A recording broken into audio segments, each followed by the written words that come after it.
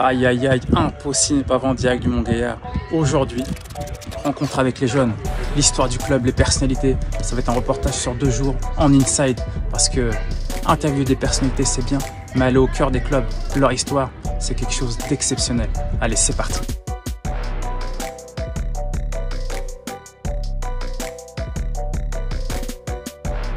Les couleurs du Montgaillard avant et aujourd'hui.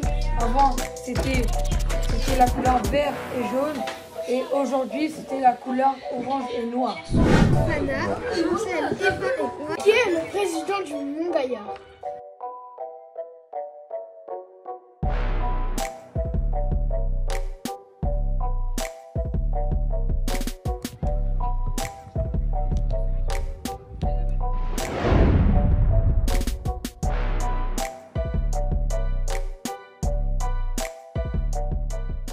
Bonjour, je m'appelle Abdoulaye, j'ai 11 ans et je vais passer en U12. Qu'est-ce qui a changé depuis que tu es au club? D'accord, donc l'évolution du club par rapport en 94 quand moi je suis arrivé, j'étais déjà que joueur. Donc l'évolution c'est, on a eu toutes nos équipes de jeunes qui ont vachement progressé.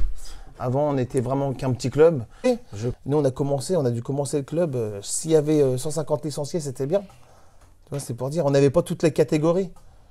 Donc l'évolution du club, elle a explosé. Parce qu'on est quand même plus de 600 licenciés. Nous, on a connu le club du Montgaillard avec 3 terrains, 2 terrains de foot et 1 terrain de rugby. Donc avant, il y avait du rugby ici aussi. Ouais, il n'y avait pas que du foot, il y avait du rugby ici avant. Le terrain officiel, il passait sur l'avenue du tram. Tu vois, il y a le tram. Et ben quand tu étais sur le tram, et ben tu voyais le match de foot à côté. Le terrain, il était là où il y a le gymnase. Et après, ils ont tout cassé. C'est là qu'ils ont fait le synthé, ils ont refait les vestiaires, ils ont refait un gymnase. Qu'est-ce qu'ils ont refait d'autre? Ils ont les 3 terrains, parce qu'avant, on n'avait pas 3 terrains, on n'en avait que 2. Bonjour, Moussa, 11 ans et bientôt 12 ans et je passe en U13. Quelles sont été tes fonctions au club? Quand j'ai commencé, j'étais joueur de foot. On est venu jouer au foot avec des potes, entre nous, sans jouer de la compétition, vraiment que pour s'amuser. Après, j'ai intégré le groupe première du Montgaillard, qui joue en première division à cette époque-là. Et après, je suis devenu, j'ai fait beaucoup de choses. Je suis devenu éducateur des petits. J'ai été éducateur des grands aussi, des seniors. J'étais éducateur des vétérans aussi. Donc on a relancé le club, moi et Moussa Dieng. Et avec David Oguel, avec pas mal de gens qui ont voulu s'impliquer pour pouvoir relancer le club. Donc là, c'est là que je suis devenu vice-président du club du Montgaillard. J'ai tenu ces fonctions-là pendant 4 ans, je crois.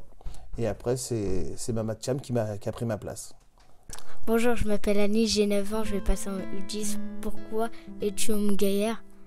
Moi, je suis né au Montgaillard, je suis né au 90, sur la place du Montgaillard, tu vois. Donc, je suis vraiment...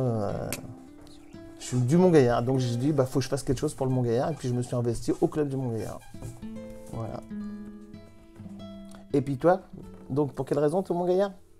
Parce que je suis né au Montgaillard, et au Montgaillard j'ai des meilleurs amis, et ils sont gentils avec moi, à chaque fois je les dis bonjour et tout.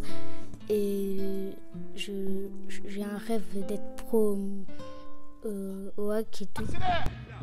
Accélère! Et là maintenant tu peux proposer ta 5 secondes avant de repartir. Roger, Oui. quels sont les très bons joueurs qui sont passés par le Montgaillard? Alors le tout premier à être sorti vraiment du Montgaillard, c'est Bademba. Il est là, qui a éliminé le PSG.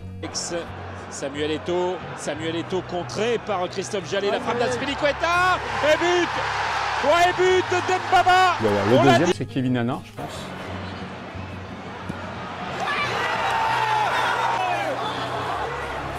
Et après, il y a eu les frères Fofana.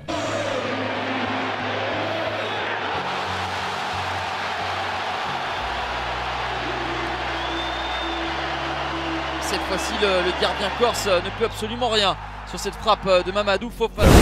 Moudi Konaté, que vous avez vu l'année dernière, les très bons joueurs qui sont sortis du Montgaillard. Je suis arrivé pour jouer en cadets nationaux. Les cadets nationaux, ça vous donne, je ne sais pas comment vous dire, C'est le maximum, c'est R1, quoi. C'est la R1, ouais. C'est ça, c'est les cadets nationaux. Et à l'époque, moi, quand je suis arrivé ici, le premier match que j'ai fait, je l'ai fait contre Paris Saint-Germain. Est-ce que c'était plus intense, les entraînements? Non, c'était pas pareil. C'était beaucoup plus physique, ouais. Beaucoup plus physique. On faisait beaucoup plus, on tournait beaucoup plus autour d'un terrain. Maintenant, vous avez des entraîneurs comme Wassil, ils sont bien, vos entraîneurs. Ils vous font faire du ballon, tout ça. Nous, avant, on faisait des tours de stade, des tours de stade, des tours de stade. Hein. C'était ça, hein, à l'époque. Hein.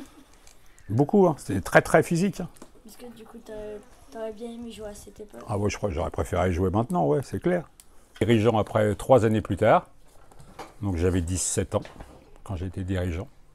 Et je m'occupais à l'époque de ce qu'on appelait les poussins, ce qui correspond maintenant en gros au U10 ou U11, à peu près. Voilà. Après, il y a Benjamin. Après, ouais, non, après il n'y avait pas Benjamin, il y avait pupille à l'époque. À l'époque, ça se déroulait comme ça, débutant, poussin, pupille, minime, cadet, junior et senior. Voilà, bah, bon, ça a changé. Maintenant, c'est Pichoun. Ouais, maintenant, ça marche par U, U6, U7, U8, U9, U10. Voilà. T'entraîner. Est-ce que c'est à peu près les mêmes... Le même foot? Ouais. Ah bah ça a beaucoup changé. Par exemple, moi, pour te donner un exemple, à mon époque, on ne mettait pas de protège tibia. C'est pas une obligation.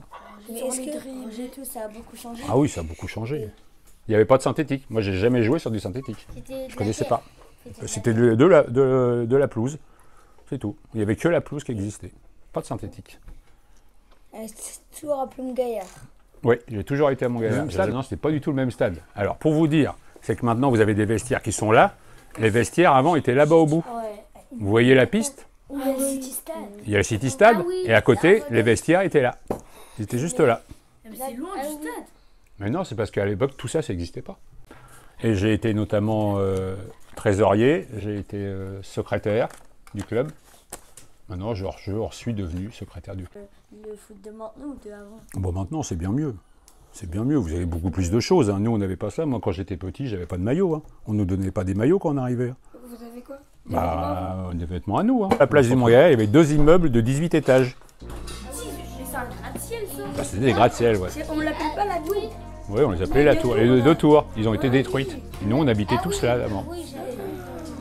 Donc, beaucoup de joueurs venaient de la place du Montgaillard, ce qu'on appelait la place du Montgaillard. Parce que c'était une place où il y avait même une passerelle qui vous menait à Auchan, qui passait par-dessus la route et qui allait à Auchan. Le deuxième moment fort, c'est quand ils ont bâti ces locales-là, qui sont pivots synthétiques, qui est très très important en vérité, parce qu'avec un synthétique, vous pouvez vous entraîner toute l'année. Nous, avant, on ne pouvait pas s'entraîner. L'hiver, on s'arrêtait. On était presque obligé de s'arrêter. On n'allait que de la salle. Ça, c'est très important d'avoir des belles structures. C'est pour ça qu'il faut que vous les respectiez au maximum.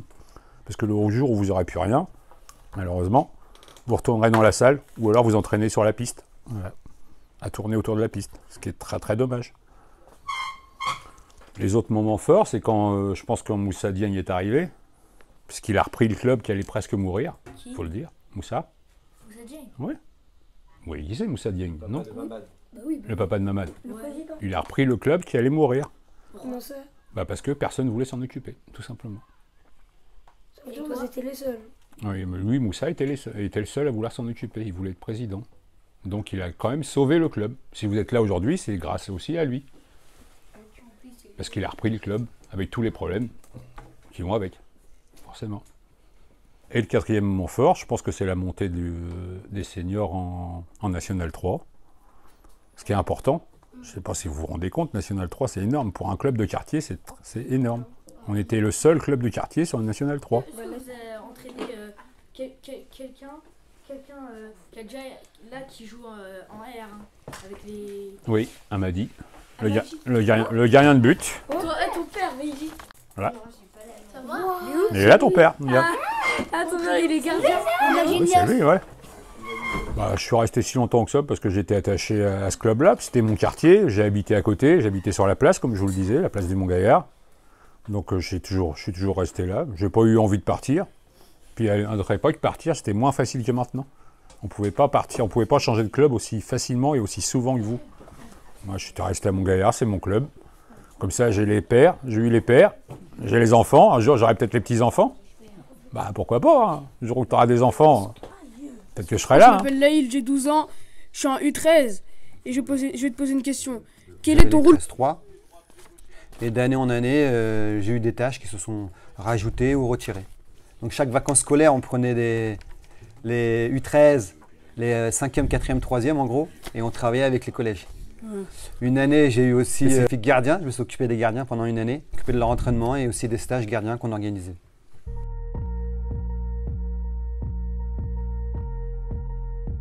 Je suis arrivé aux 9 ans, donc c'est un ami à moi, Yamine, hein, pour dire les choses clairement. C'est pas moi qui l'ai mis en place, c'était Thomas. Thomas qui est actuellement à Cocric, c'est lui qui l'a mis en place avant que j'arrive. Après il a quitté le club, il n'avait pas été fait pendant 1 an ou 2 ans et on a repris l'idée. Donc on a repris l'idée et on l'a fait, le concept d'origine du Challenge Fofana. Les enfants du club fassent un tournoi ici.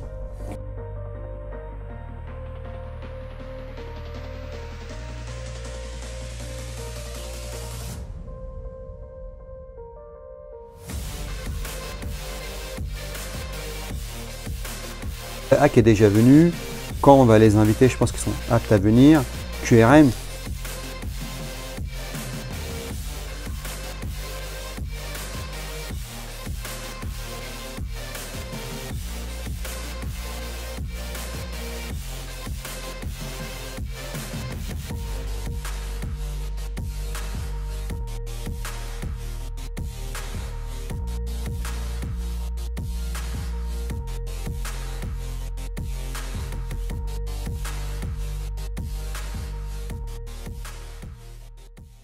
On continue l'histoire de l'ESMGA et aujourd'hui nous sommes avec Amadi Sidibé. Merci Amadi, président de l'ESMGA. Merci de m'accueillir sur ton podcast, c'est un plaisir et bienvenue au club.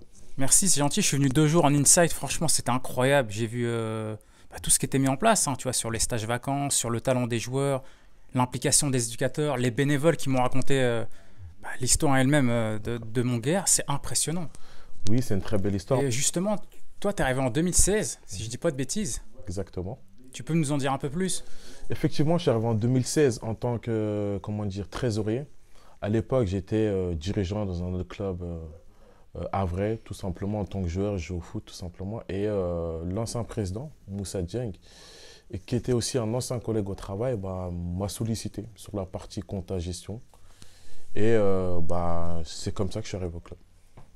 Ouais, tu as débuté et tu as vu l'évolution du club. Impressionnant quand même. Effectivement, c'est une belle évolution.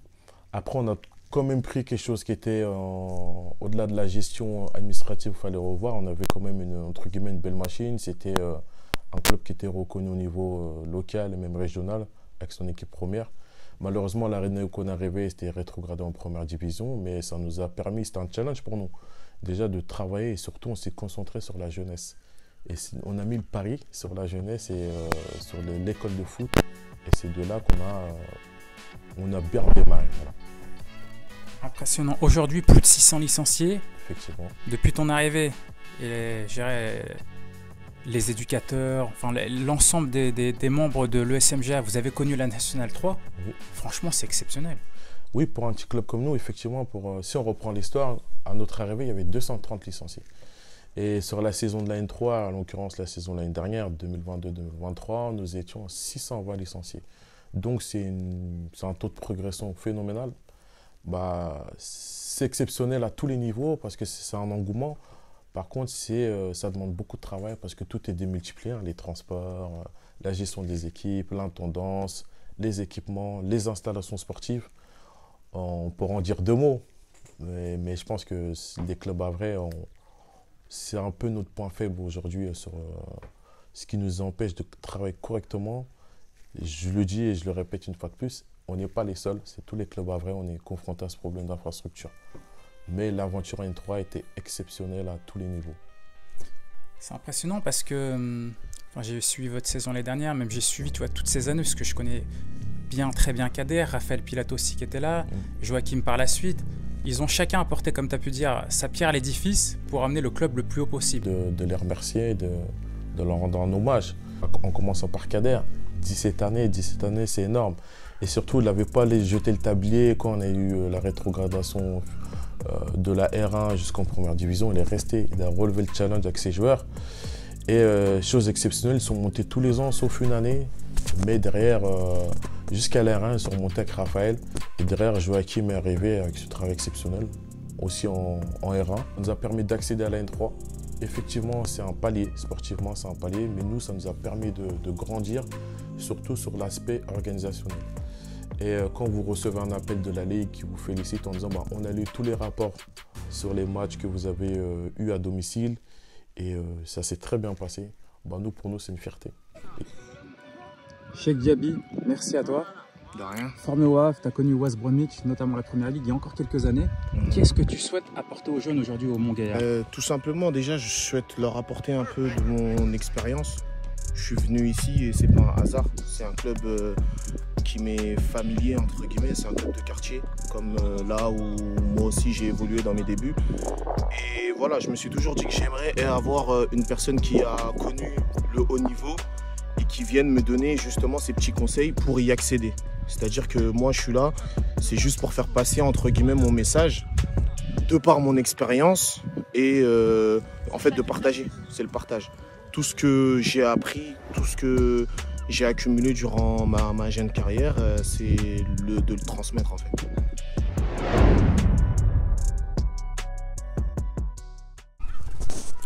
Continue l'inside, le MCMGA au Mont-Gaillard et aujourd'hui, tout de suite on est avec Abdouladir. Abdouladir, il a fait partie de la PSG Academy, il est à l'étranger, il nous en dire un peu plus. Aujourd'hui avec les U18, il fait un travail colossal. Est-ce que tu peux nous en dire un peu plus? Actuellement avec les U18, donc déjà on sort d'une bonne saison puisqu'on accède à la Régionale 2 après avoir fini champion de la Régionale 3. Donc ça n'était jamais arrivé pour le club du Mont-Gaillard. Pour les joueurs, il y a un projet de jeu avec les valeurs du club. Également, on essaye de préparer le plus de joueurs possible aussi pour l'étape qui est au-dessus, donc des équipes seniors. Mais après, c'est pas uniquement un aspect aussi sportif, il y a aussi l'aspect qui est à côté, l'aspect éducatif, où chaque année aussi, on essaie d'organiser un voyage à l'étranger, où ils effectuent un match ou un tournoi, où ils pourront aussi visiter la ville. Par exemple, l'année dernière, les U18 ont eu la chance d'aller à Tanger au Maroc, où ils ont effectué 2 matchs. Ils ont pu visiter la ville, découvrir une autre culture. Et cette année, on va essayer de remettre aussi ça en place. On parlait d'étrangers sur ta présentation. Impressionnant, tu as quand même fait plusieurs pays, on aimerait en savoir un peu plus. Effectivement, donc en 2018, j'ai eu la chance aussi, c'est pas qu'une question de chance, je l'ai provoqué aussi. J'ai eu la chance d'aller entraîner aux États-Unis, du côté de Los Angeles, à la Rush Soccer Academy, où j'y ai effectué toute une saison. Ça a été une expérience enrichissante. Tout d'abord, j'ai pu développer mon anglais, donc maintenant je parle anglais couramment, je peux coacher en anglais. J'ai découvert un autre football, donc, où là-bas les gens ne jouent pas forcément pour les mêmes raisons pour lesquelles on joue ici. Là-bas, ça peut être pour obtenir une bourse, pour payer les études moins chères, parce que les études coûtent super cher là-bas aux États-Unis. Également, en gros, pour développer tout ce qui est acquis social aussi là-bas aux États-Unis. Ça a été vraiment une expérience enrichissante là-bas. J'ai pu également rencontrer pas mal de personnes. Et ça m'a aussi permis par la suite aussi de rentrer à la PSG Academy parce que du fait de mon expérience aux États-Unis, mon CV a été proposé, même pas par moi, par un intermédiaire qui l'a proposé, un directeur qui s'appelle Cyril Klosek, donc de la PSG Academy au Qatar, qui a été intéressé de suite par mon profil. Donc après plusieurs entretiens, j'ai pu intégrer donc, la PSG Academy à Doha au Qatar pour quelques mois. Après, ça n'a pas continué parce que malheureusement, donc, sur la saison 2019-2020, il y a eu le Covid-19 donc, qui a vu interrompre tout ça. J'ai eu une deuxième chance, donc j'y suis retourné au PSG Academy, cette fois-ci en Guadeloupe. C'était donc à l'été 2020, où j'y suis également malheureusement pas resté aussi longtemps parce que le Covid a un peu gâché tout ça. Mais voilà, le football m'a permis aussi de vivre des expériences comme ça, enrichissantes, humaines et culturelles. Exceptionnel. Franchement, et toi aujourd'hui tu es diplômé, tu ambitionnes encore à passer d'autres diplômes?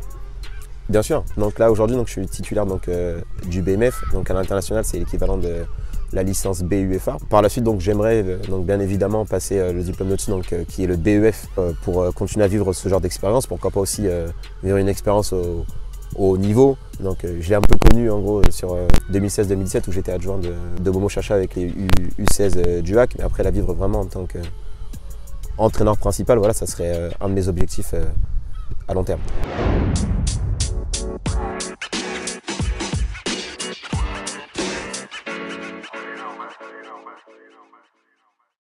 Tout à l'heure, elle m'a dit, j'étais sur le terrain, il y avait des coachs, Cheikh Diaby, qui a joué à West Bromwich, qui a connu la Première Ligue, et Je voyais qu'il était coach avec les jeunes.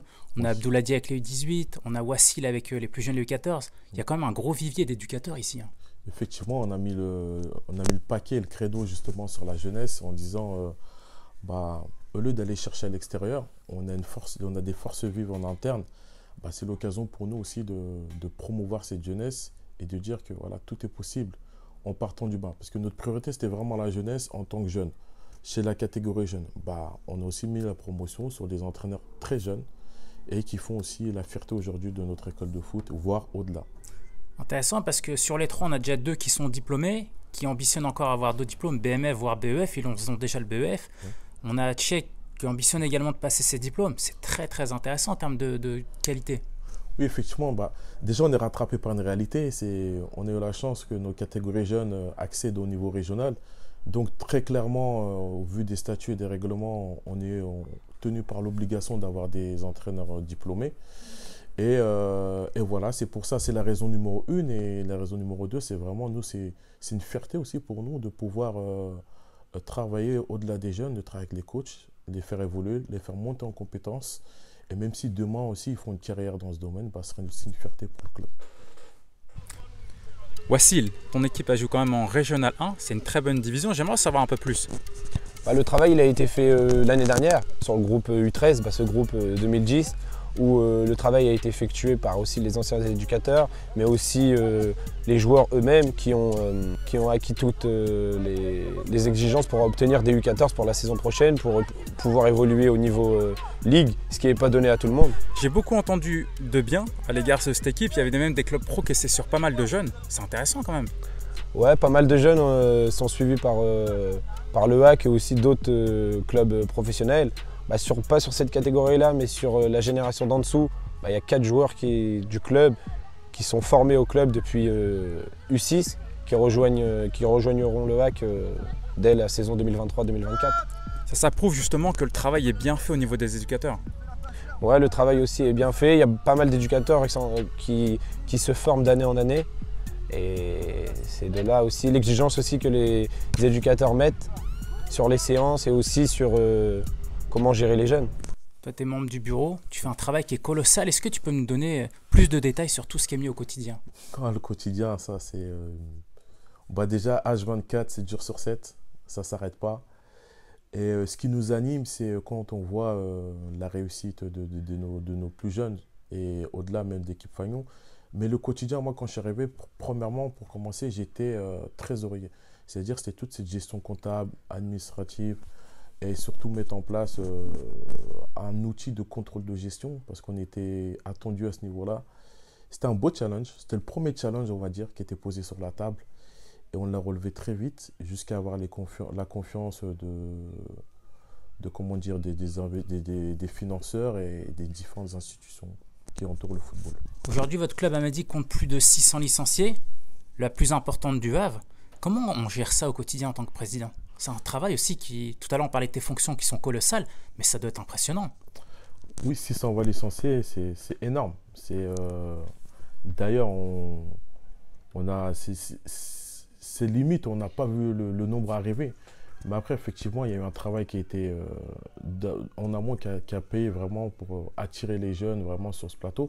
Comment arriver à 600 licenciés? C'est une bonne question. C'est qu'on a joué l'ouverture. Quand on dit on a joué l'ouverture, c'est-à-dire que c'est un club qui est aujourd'hui, il se cloisonne plus qu'au quartier du Mont-Guerre. C'est-à-dire que vous avez des jeunes qui peuvent venir de différents plateaux environnants, Marouge, Bléville, Centre-Ville. On a même des joueurs qui viennent, moi je prends l'exemple de l'équipe de mon fils qui est en U9, son gardien de but habite à Octoville par exemple. Donc c'est cette ouverture qui a permis vraiment l'explosion au niveau licencié au sein du club. Plus de 600 licenciés aujourd'hui, et tu parlais d'ouverture. Et comment ça se passe au club plus précisément? L'ouverture déjà elle a été due à l'image. L'image est au-delà de... l'image elle a été bonne et voilà, on a surfé dessus et tant mieux. Mais surtout au sein du club, on a 2 pôles, le pôle élite et le pôle loisir. C'est-à-dire chez les jeunes, on se dit, si un jeune intègre le Mont-Guerre, on ne se voit pas de dire, tu n'as plus le niveau, au revoir. Ce n'est pas dans nos valeurs. Et honnêtement parlant, c'est le fait de pouvoir aussi travailler sur cet aspect, ça nous permet aussi ça nous rassure. On sait qu'ils sont au club, ils ne sont pas dehors à faire autre chose. Donc on travaille au-delà du sportif, beaucoup d'actions sociales, même des fois ça va jusqu'à leurs parents ou leurs grands frères. Et on peut même aller travailler sur l'aspect socio-professionnel. Donc c'est pour ça qu'on met un point d'honneur à garder tout le monde. On a parlé de la formation des éducateurs, mais la formation des jeunes joueurs est très bonne parce que chaque année, on a des joueurs qui partent au WAC. Oui. Mais ce qui est impressionnant, c'est que l'année dernière, il y en a 4 qui sont partis. Effectivement, on a un très bon vivier en partant à la base de l'école de foot jusqu'à la préfo. C'est le travail des éducateurs qui paie au quotidien et c'est aussi l'occasion de remercier aussi nos bénévoles. 50 bénévoles, c'est énorme, c'est beaucoup et c'est sans leur dévouement, nous ne serons pas là aujourd'hui. Ça nous a permis de franchir certains caps dans la difficulté, mais aujourd'hui le travail il paye. De 1. En quelle année a été fondé le Mont-Gaillard? Le Mont-Gaillard a été créé en 1976. Combien d'habitants a-t-il au Mont-Gaillard?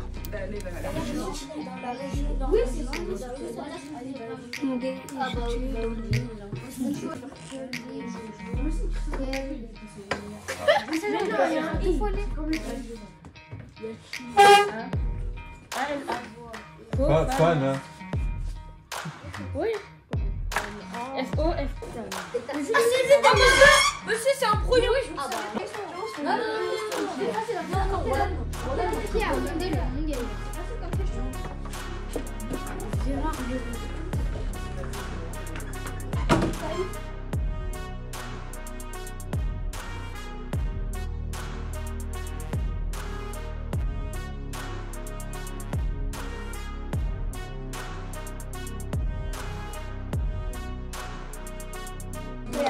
Après tu dis parce qu'il doit le sauver. En 1976. Par mois.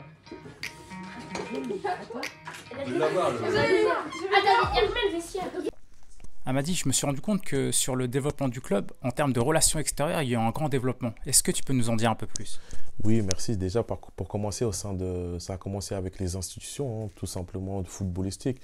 En commençant par le district, la ligue, qui ont cru à notre projet de reprise et qui nous ont mis dans les très bonnes conditions dès le départ. Les relations sont très très bien passées. La mairie du Havre, on a eu beaucoup d'échanges avec eux, on a été accompagnés. C'est l'occasion aussi pour moi de remercier l'ensemble des acteurs qui nous ont accompagnés, mais aussi en particulier par exemple Alban Firmin, dès le départ qui a vraiment été un des partenaires clés sur la relation de confiance entre le SMGA et la mairie du Havre. Et aujourd'hui, nos partenaires, nos sponsors, nos principaux sponsors, à commencer par le Pro Foot Center, PFC, Havre Échafaudage, le COSI et bien d'autres. Ceux que je n'ai pas cités, c'est que la liste est longue, mais nos gros sponsors qui ont aussi fait un travail remarquable, qui nous accompagnent aujourd'hui. Même si nous en faisons encore beaucoup, on n'oublie pas les sponsors de base avec Intersport, Équipe Sport avec Mamar Momouni, Deso avec aussi, Karim Boukra, etc. On a vraiment été accompagnés dès le départ, ils nous ont fait confiance. Et aujourd'hui, c'est un travail commun et on aspire aussi à développer encore cette partie. Comment vous voyez le club en tant que président, le SMGA de demain?